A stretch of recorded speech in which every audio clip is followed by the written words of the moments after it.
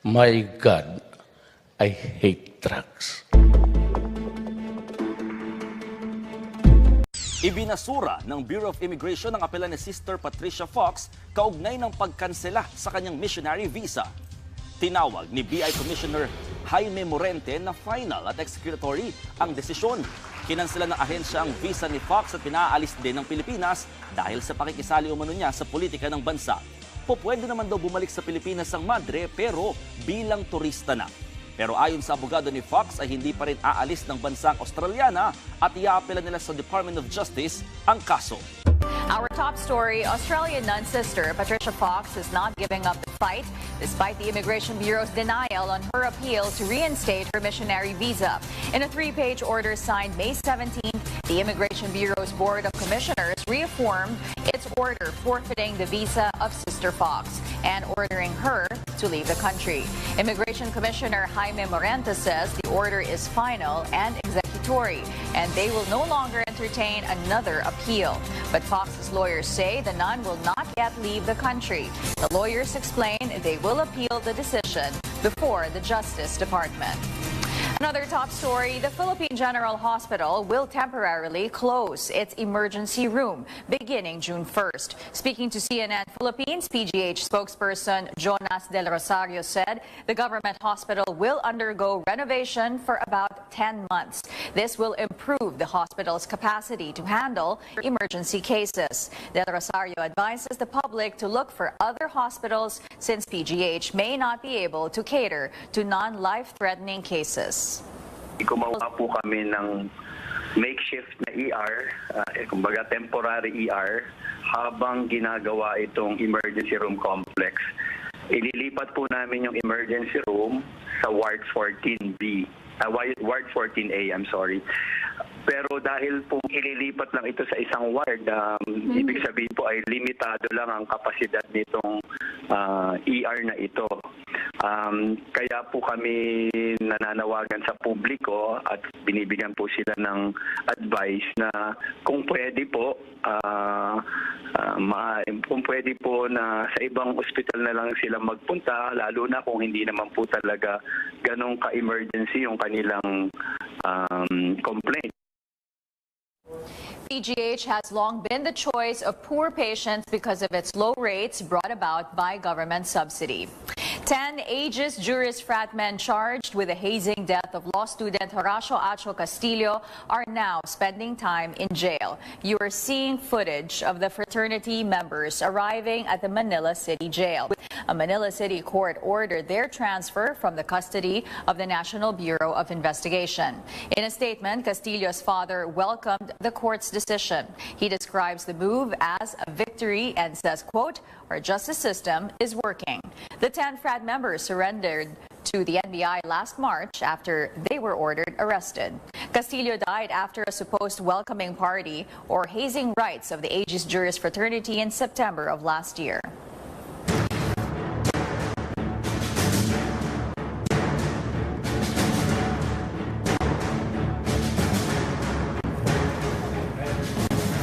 Marawi residents want nothing more than to move on from the devastation of their homes as they mark 1 year after the months-long siege. But there's no closure just yet for them as they face the difficult task of rebuilding. Our George Cahiles reports. Tears well up in the eyes of Junaisa Ashnawi and Almera Di Maporo for the displaced residents of Marawi. Their young voices singing of hope that Marawi will be able to rise from the ruins much sooner than later. Kasi namimiss ko po ang Marawi. Kasi na doon ako lumay, kahit maliit ako, doon ako lumay. 10-year-old Junaisa can't help but be emotional whenever she thinks of life before the war. At this point, she just wants to live a normal life, even at the evacuation center. Sana po malagyan nila yan ng pag-aaral lang para makapag-aaral kami dyan sa Limanok. Junaisa and her family may have to wait for at least 18 months before they can return to ground zero to fix their destroyed home. Task Force Bangon Marawi says the original schedule to begin rehabilitation was moved back so that the suggestions of residents may be included in the master plan. There are also land ownership issues that stalled rehabilitation work. As scheduled, the debris clearing will begin mid-June. Talagang minamadali na magsimula ng June kasi nga yung timetable natin na katapusan ng 2021 dapat matapos na. And lahat ng effort, inaayos, of course, hindi sino-shortcut yung proseso para makapili ng developer at masimulan na soonest. But this early, authorities confirmed that two companies under the Bangon Marawi Consortium were once blacklisted by the World Bank for their involvement in alleged bidding collusion. The local government asks the task force to carefully study the situation so that a decision could be made. And technically speaking, there is no problem with that. But morally, the reconstruction or building of Marawi City should be devoid of any stigma of impropriety so that we can avoid any, as Assemblyman Zia said, cloud of doubt as to who will undertake the development and reconstruction of Marawi City. Because there are several developers involved, possible potential developers that are to handle the construction with a questionable past, and it might lead to something, not only frustration, but it might lead to something worse than frustration or disappointment. And we cannot afford that to happen. Should rehabilitation work begin on time, Task Force Bangon Marawi vows to preserve private properties inside Ground Zero, except those that will be hit by road widening projects and structures that pose dangers. But still, workers should get owners' permission to demolish. We will not demolish private properties without their request. They have to inform us that they want their properties to be included in the debris clearing. In the meantime, Junaisa and Almera's wish for normalcy will take more time before it becomes true. Even as their young minds try to make sense of the devastation brought by terrorism that denied them the best of their growing up years. From Marawi City, George Cahiles, CNN Philippines. President Duterte skips activities commemorating the first anniversary of the Marawi siege. In a text message, Special Assistant to the President Bongo says the start of the Marawi crisis is not something the President wants to honor.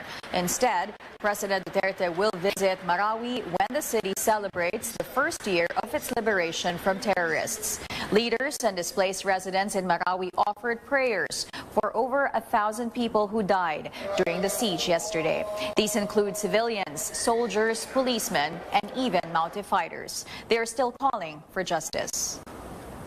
Kami po ay humingi rin, umapila sa ating gobyerno na sana po doon po naman sa mga leaders, the brain, yung mga utak po doon sa paglusob dito sa Marawi City ay bago po natin bigyan ng amnestiya o di kaya magkaroon ng compromise or negotiation, sana po ay magkaroon din ho ng justisya dito sa nangyari sa Marawi City. We can easily build structures by engineers, by contractors, by technical people.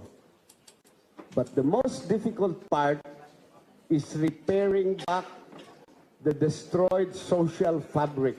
There must be justice, as emphasized by Mayor Mahul kanina. Transitional justice is very important. We cannot move on and make things already feel normal and better if there is no justice given. A Filipino artist salutes Marawi war veterans through an art exhibit. Painter and sculptor Nemi Miranda launches the exhibit entitled Marawi in the Eyes of an Artist, Tribute to Filipino Soldiers. It shows the bravery and resilience of soldiers and residents during the conflict. Miranda tells CNN Philippines his inspiration behind his works of art.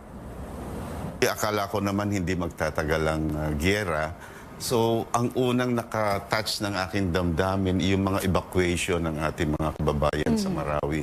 Kaya yung aking unang painting na ipininta, yung the evacuation, yung paglikas ang title niyan. So, yung ating mga kababayan na umalis sa kanilang tahanan at napunta sa ibang lugar. Pagkatapos nagkasunod-sunod na. So, hindi ko na ako noon nung nangyayari doon. Parang nahatak na yung damdamin ko at nag-focus na ako doon. For the whole duration of the war, wala akong ibang ginawa. So, parang 24 hours ako nagpipinda.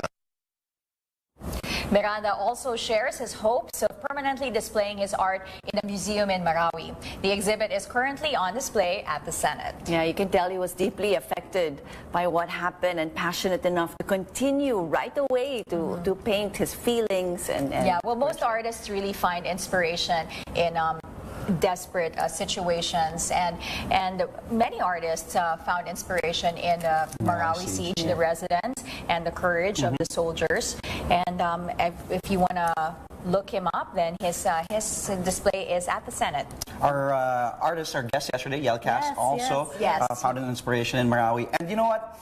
You know what's fascinating? Even the world of sports. I just want to share this. Yesterday in Sports Desk, I had two volleyball players, former Ateneo Lady Eagles. They were part of the volleyball community Gives Back. So they were also part. They went to Marawi after the siege. They also gave and helped, these children, teach them volleyball, and everyone just came together for this. Yeah, which is always nice. So we hope that they can also come together and bring them back home. And I guess that's what a lot of people are really clamoring for. Sana tuloy-tuloy. It's sustainable. Just go back home. Yeah. Right. Well, there's nowhere else to go but forward. We bring you more news. Here's the business report. The government is considering suspending the excise tax on fuel should oil prices reach a certain level in the world market. Presidential spokesperson Harry Roque says suspending the fuel excise tax will cushion the impact of soaring oil prices. The tax reform law states that the government could suspend fuel excise tax when the Dubai crude oil price is at an average of $80, 3 months before the next scheduled tax adjustment. Dubai oil prices are currently at nearly $75 per barrel. Just this week, gasoline prices went up by 1 peso and 60 centavos per liter, and diesel by 1 peso and 15 centavos. And looks like fare at the LRT1 will stay, well, for now. Malacanang says it will discuss the train operators' planned fare hike with Transportation Secretary Art Tugade. The train operator supposedly wants to raise fares by 5 pesos to 7 pesos. But the palace says it will try to see if this can be pushed back.